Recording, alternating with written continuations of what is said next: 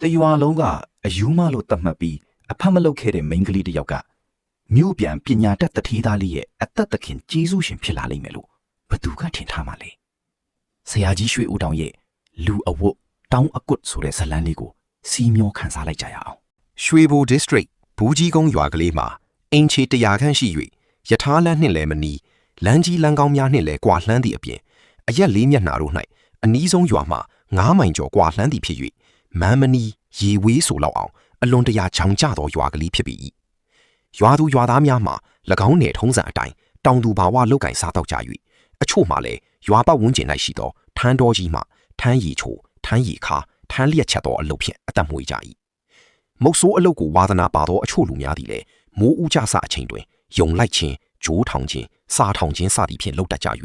ရသမျှသောအကောင်ပလောင်များကိုရွှေဘိုဈေးသို့တွား၍ရောင်းချကာငရုတ်ကြက်သွန်စီပဲစားသောမီးပူချောင်ကရိယာများကိုဝယ်ယူ၍လင်းတထန်းမဲတရွက်စသည်ဖြင့်ကိုယ်တိုင်ထမ်းရွက်ကပြန်လာကြလေ၏တောင်သူတောင်သားတို့မြည်သည်မှာမဂဇင်းသတင်းစာဖတ်ရှုသူနေပါသဖြင့်ဗဟုသုတနေပါသည်ဆိုစေကမူအခြားသောရွာသားများမှာတရွာနှင့်တရွာကူးလူဆက်ဆံခြင်းရှိသေးသဖြင့်ရုပ်စွာအစုံအားဖြင့်ဈေးစကားလက်ဖက်ရည်ဆိုင်စကားအကျော်ဆိုင်စကားစသည်ဖြင့်အ ਨੇ အများကြားရသည်ဘူးကြီးကုန်းရွာသားများမူကားတခါတရံရွှေဘိုမြို့ဂျိုးခါရောင်း၍စီဘဲဝယ်ရန်တွားသူများမှတပါအခြားဒေသများနှင့်ဆက်ဆံခြင်းနေပါလှသည်ဖြစ်သောကြောင့်လွန်ခဲ့သောစစ်အတွင်းကမန္တလေးကတာတို့ကြပြီး၍မိမိတို့နယ်တို့ဂျပန်များဝင်လာခြင်းကိုပင်ဂျာမနီလိုအီတလီလိုမှတ်ထင်နေကြသူများရှိလေသည်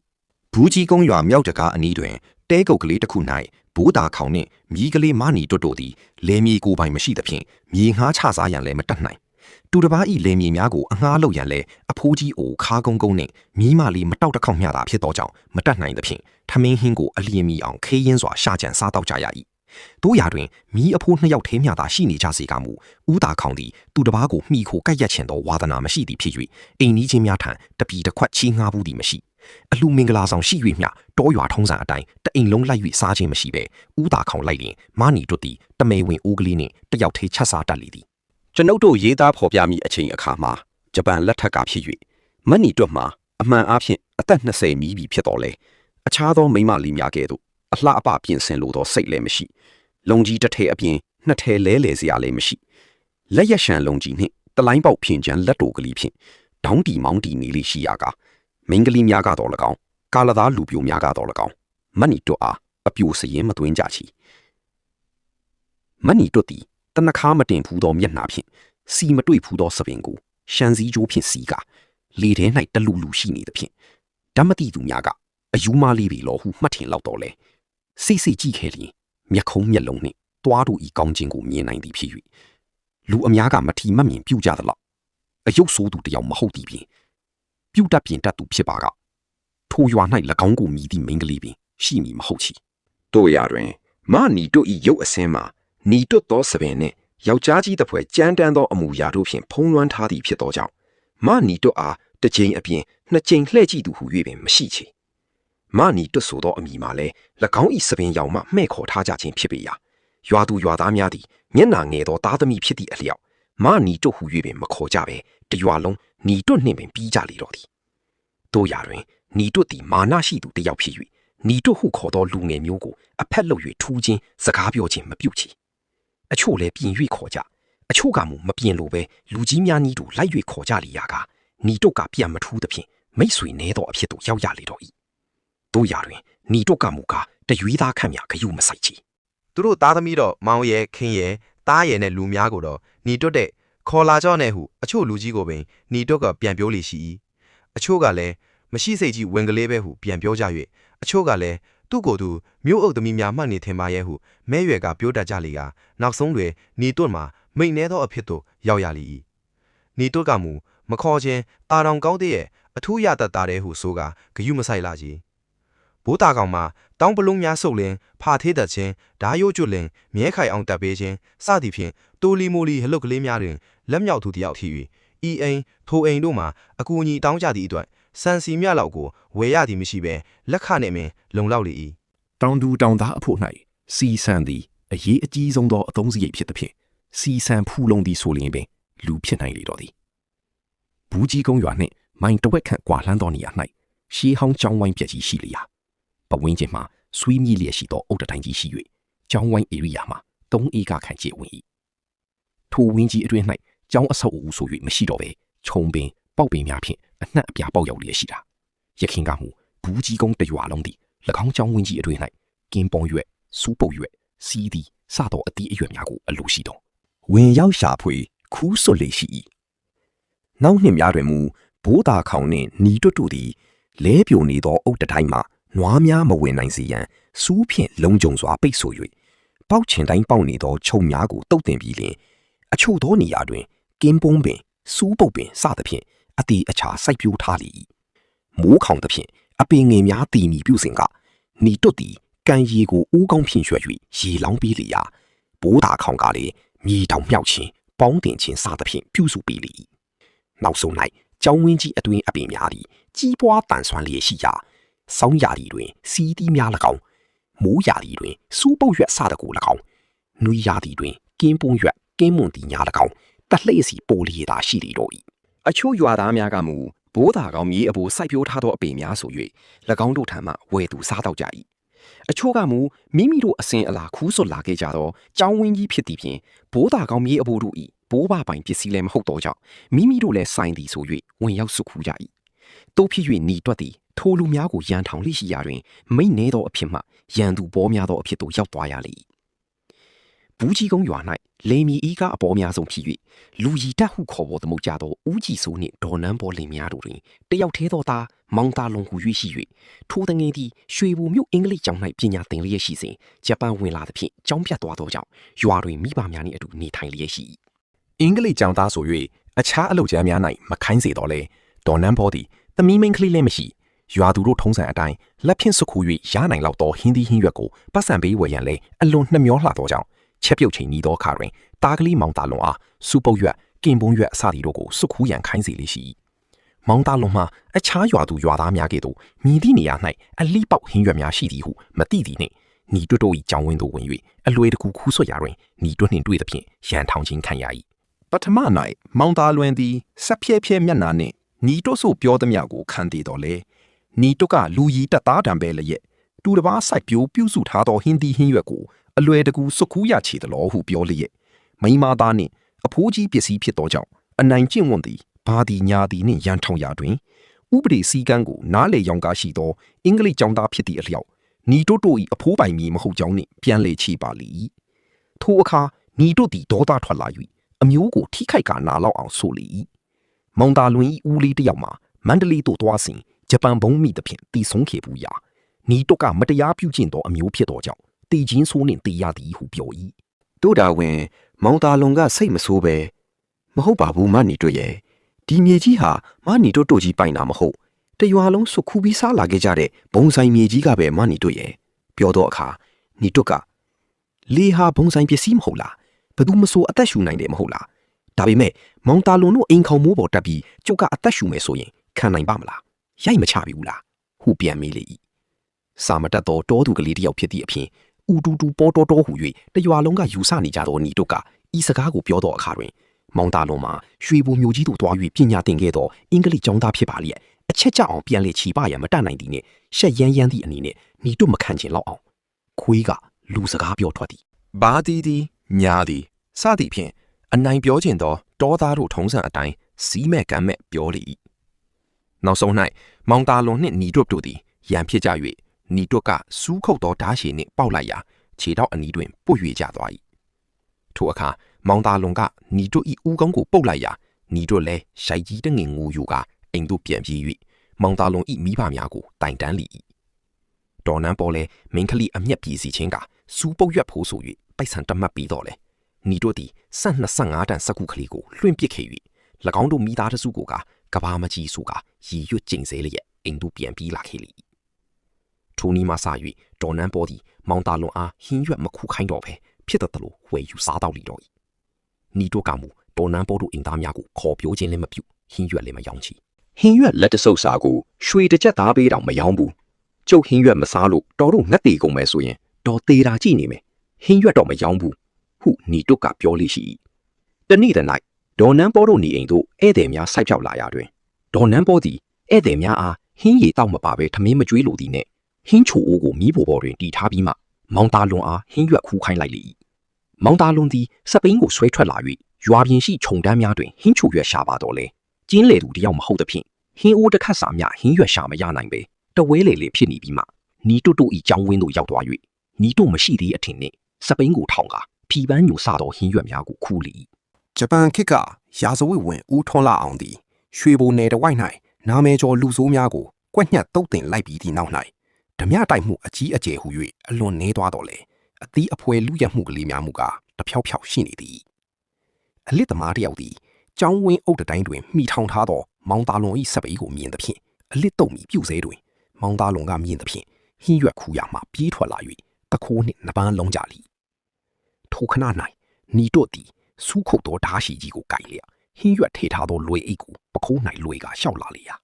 နီတို့သည်လူနှစ်ယောက်ထွေးလုံးတပ်ပုတ်နေကြသည်ကိုမြင်ရတော့လေခြုံအနေငယ်ကွေးလျက်ရှိသည်ပြီးမိမိတို့အလုံး၌စိတ်ဝင်စားလျက်ရှိကြသောမောင်သားလွန်နှင့်လူဆိုးတို့ကမူကားနီတို့ကိုမမြင်ကြကြပထမ၌နီတို့သည်မိသူမိဝါတို့ဖြစ်ကြသည်ကိုမသိသေးတော့လေအတော်အတန်တတိကောင်းသောမိန်းကလေးတစ်ယောက်ဖြစ်၍ထွက်ပြေးဖို့စိတ်မကူပဲခြုံကွယ်မှချောင်းကြည့်လိုက်ရာတွင်မိမိနှင့်ရန်ဖြစ်ဖူးသောတာလွန်နှင့်သူစိမ့်တစ်ယောက်တပ်ပုတ်နေကြခြင်းဖြစ်သည်ကိုတွေ့မြင်ရလေ၏ထိုကဲ့သို့တိကာစအခါတွင်နီတို့သည်မိမိ၏ဦးခေါင်းကိုပုတ်ခတ်ဖူးသောရွာသားတစ်ယောက်ဖြစ်သည့်အတွက်မိသည့်ဘက်သို့မှမြစ်တာမထားပဲအမှတ်မဲ့သာလျှင်ချောင်းကြည့်နေလေ၏လူဆိုးနှင့်တာလွန်တို့သည်တယောက်၏မျက်နှာကိုတယောက်လက်သီးများနှင့်ထိုးကျိတ်တပ်ပုတ်နေရမှအတန်းငယ်လက်ပန်းကျလာကြသည့်လက္ခဏာနှင့်တယောက်၏လေပင်ကိုတယောက်ကဖြစ်ညစ်ကရှေ့တူးနောက်နှင့်ဘယ်ရင်းညာနှွက်ဖြစ်နေကြစဉ်နီတွတ်လေမိသူဘက်ကမှရှေ့တိုးရန်စန္ဒမရှိပဲကြည်မြဲတိုင်းကြည်နေလေ၏လူနှစ်ယောက်တို့မှာဗလာတူညီနေသည့်လက္ခဏာနှင့်တယောက်ကိုတယောက်လဲအောင်လဲမလဲနိုင်နားအောင်လဲမတတ်နိုင်ပဲမြေပေါ်တွင်ရိမ့်ထိုးလျက်ရှိကြရာမျက်လုံးများမူကားဒေါသကြောင့်တစ်ချောင်း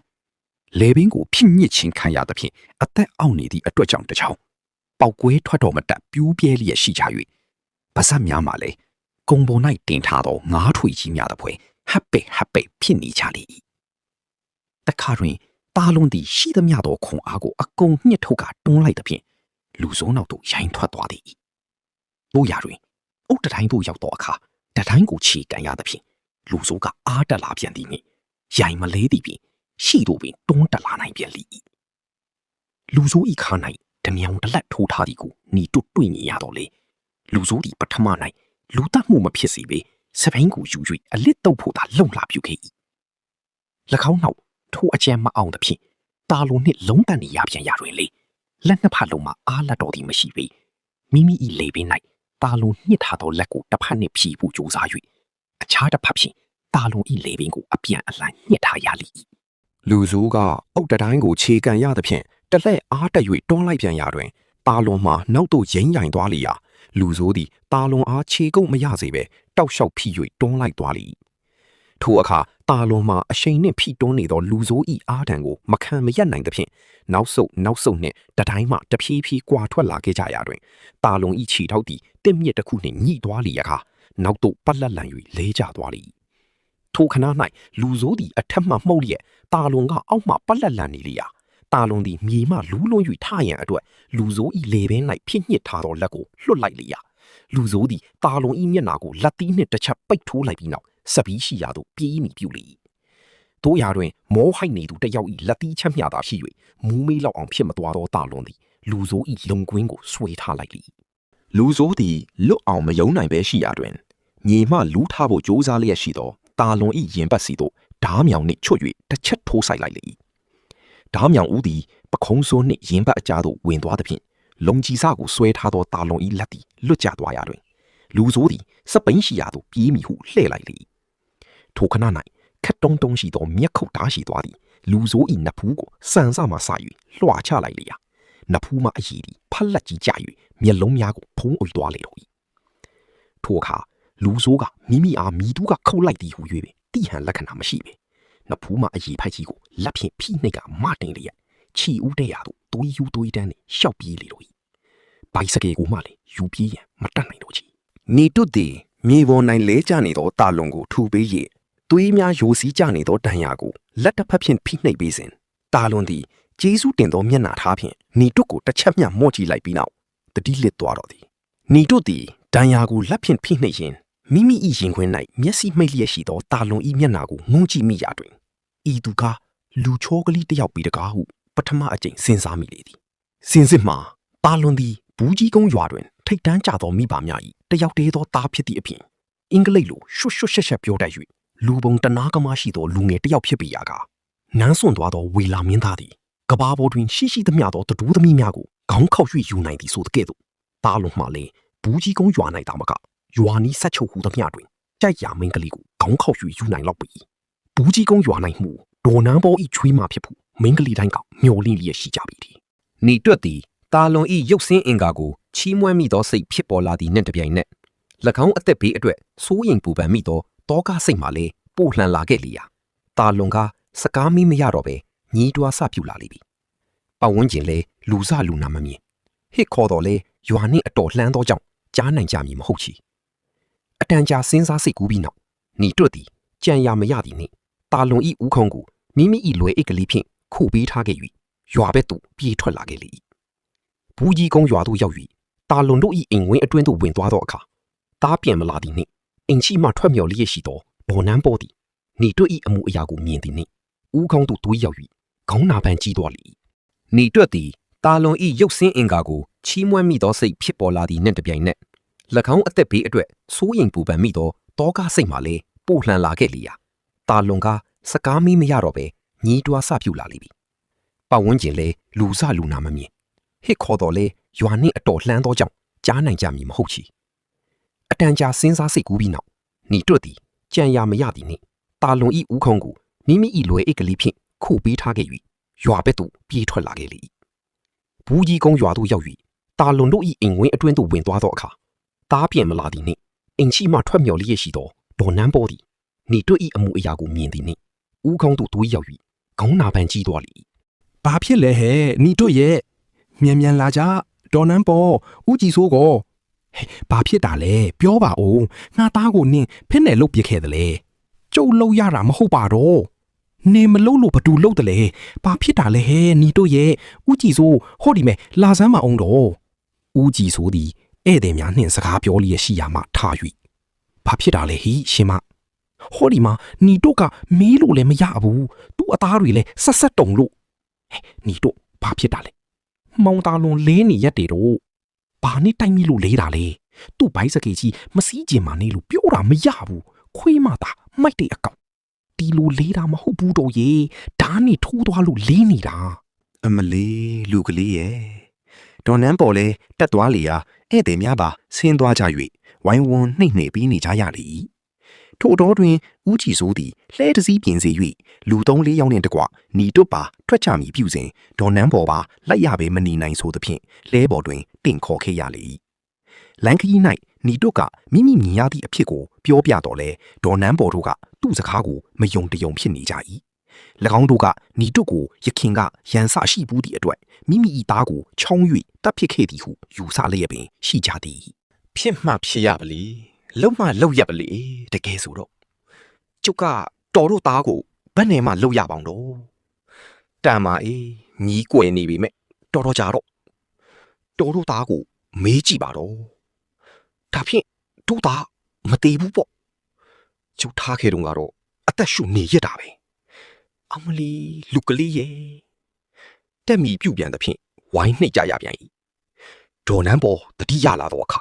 မိမိဤသားကိုညီတွတ်တက်ခဲ့သည့်ထင်ကြောင်းနှင့်ညီးတွားရေရွတ်လျာဦးကြည်စိုးကလည်းဤအတိုင်းမှန်ပါကအစိုးရအရေးမယူလျင်မိမိတို့ကတပ်ပစ်မိဟုကြုံဝါလီညီတွတ်မှမူမျက်လုံးကလေးကလေးနှင့်ကြည်နေလေတော့သည်ကျောင်းဝင်းအဟောင်းကြီးတို့ရောက်သောအခါညီတွတ်ကပြသဖြင့်တာလွန်လဲနေသောနေရာသို့ချင်းကပ်ကြရာတွင်တာလွန်မှာညီတွတ်ထားခဲ့သည့်အတိုင်းလွယ်အိတ်ကလေးကိုခေါင်းအုံးလျက်လဲနေသည်ကိုတွေ့ရလေ၏ဒေါ်နန်းပေါ်လဲတက်လူမတက်ဖြစ်သွားသဖြင့်နှိပ်ပေးသူကပေးစဉ်ကဦးကြည်စိုးတို့သည်တာလွန်ကိုကြည့်ကြရာတတိမရတော့လဲအသက်ရှူလျက်ရှိသည်ကိုတွေ့ကြလေ၏ပခုံးရင်းရှိဒဏ်ရာမှယိုစီးကြသောသွေးများမူကတကိုယ်လုံးရဲနေလျက်ရှိနေ၏ဘိုက်စကဲမှမူအုတ်တိုင်းတွင်မိလျက်ပင်ရှိလေ၏ဦးကြည်စိုးတို့သည်တာလွန်ကိုပွေ့ချီ၍လှဲပေါ်သို့တင်ပြီးလျင်လူတစ်ယောက်ကစပိန်ကိုတွန်းလျက်လှဲကိုတဖြည်းဖြည်းမောင်းလာကြရာအိမ်သို့ရောက်သောအခါကျွမ်းကျင်သောဆရာကိုပင့်ခေါ်၍ကူတာ၏နီတော့မှမူဒေါ်နန်းပေါ်၏ညူဆူချင်းကိုမခံနိုင်သဖြင့်လူနာအနီးတွင်မနေဝံ့တော့ပင်နေအိမ်သို့ပြန်လာ၏နီတော့သည်ဘိုးသားကောင်အား အဖြစ်အပျက်ကိုပြန်ပြောပြ၍မိမိအားအထင်လွဲခံရသည့်အတွက်ငိုယိုရာတွင်အဖိုးကြီးကတာလွန်တတိယလာသောအချိန်၌ဟုတ်မှန်သည့်အတိုင်းသိကြလိမ့်မည်ဟုပြော၍ချော့မော့လေ၏မတော်လို့များတည်များသွားရင်ဘယ်နဲ့လုံးမလဲအဖိုးရဲ့နီတွက်ကမီးတော့အခါတတဝါတစ်ခုကန်တစ်ခုပဲမြည်ရဲ့ဒီလိုနဲ့တည်နိုင်ယူလားဟုအားပေးလေထိုညနိုင်မူနီတွက်သည်ဂုံအိတ်ခင်သောအိယာကလေးပေါ်တွင်အိတ်မပြောနိုင်ပဲတလိမ့်လိမ့်တလွန်းလွန်းရှိနေစဉ်အိမ်ရှိမှလှက်ဆွေးမှန်အိမ်အလင်းရောက်လှက်ခနေမြင်ရ၍ခြေတံများကြားသဖြင့်ခေါင်းထောင်ကြည့်လိုက်သည်နှင့်တပြိုင်နက်နီတွက်၏အိတ်ပလားဟိဘူးသာခေါင်အိတ်ပလားဟိဟုဦးကြည်စိုး၏အတန်ဖြင့်မေးလိုက်သည်ကိုကြားရလေညီအဖိုးနှစ်ယောက်သည်အိယာမထ၍တဲတကားကိုဖွင့်ပေးကြရာတွင်ဦးကြည်စိုးသည်ဘာမျှမပြောဘဲနီတို့၏လက်ကိုဆွဲခေါ်သွားလေတော့၏အိမ်တို့ရောက်ကြ၍လှေကားမှတက်ကြသည်နှင့်တပြိုင်နက်နီတို့မလာသေးဘူးလားအမေဟုအတန်တဲ့တဲ့နဲ့မီးလိုက်သဖြင့်မင်းအဖေသွားခေါ်နေပါတယ်လူကလေးရဲ့လာပါလိမ့်မယ်ဟုဒေါ်နန်းဘောကပြန်ပြောသည်ကိုကြားလိုက်ရသည်နှင့်နီတို့လည်းအပြေးအလွှာတက်လာခဲ့လေဒေါ်နန်းဘောလည်းနီတို့ကိုမြင်ချင်းပါအနီးမှထလာ၍နီတို့လက်ကိုဆွဲပြီးလေပါလုံးအနီးသို့ခေါ်သွားလေမနီတွက်လားဟုတ်တယ်မောင်သားလုံးအမေတို့အဖေတို့ကမနီတို့ကိုအထင်လွဲနေလို့ကျုပ်ကပြောပြရသေးတယ်ဟူအကောင်ပဲရောက်သွားတယ်လေမနီတို့သူ့နှစ်ဖူးကိုဓားရှိကြီးနဲ့ခုတ်လိုက်တော့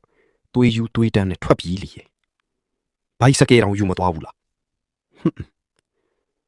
နီတို့ကြောက်အမေနှုံးမဖြတ်သားလဲတီဘိုက်စကေလေးစုံပြီနီတို့ကိုဘိုက်စကေဖူးပေးထိုက်ပါပြီအဖေသူ့ကြောင့်ပြန်ရတာပေးပါမယ်သားရဲ့ကျုပ်တို့လူချင်းပေါင်းတို့မလူချင်းလို့မနေရဘူးယူရမယ်ဘာလို့စရာလေးတို့